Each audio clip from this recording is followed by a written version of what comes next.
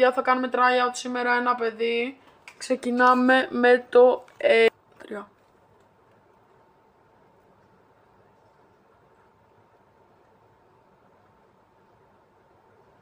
Με έφαγες στο 7ο, οπότε σου βάζω ένα 8,5 στα 10.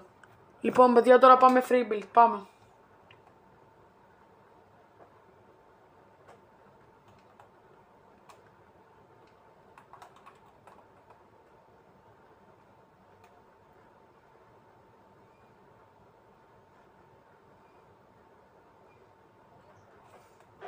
Αυτό ήτανε. Του βάζω ένα 8,5 στα 10.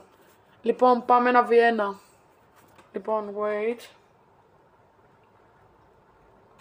Ελά, τι κάνω.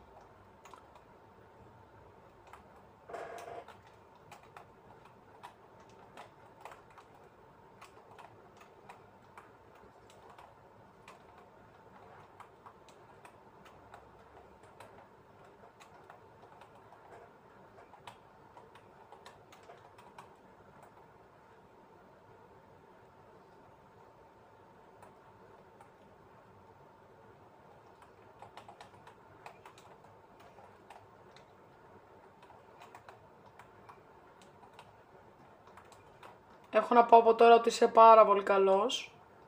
Καλά, δεν είσαι και ο Mongrel, αλλά οκ.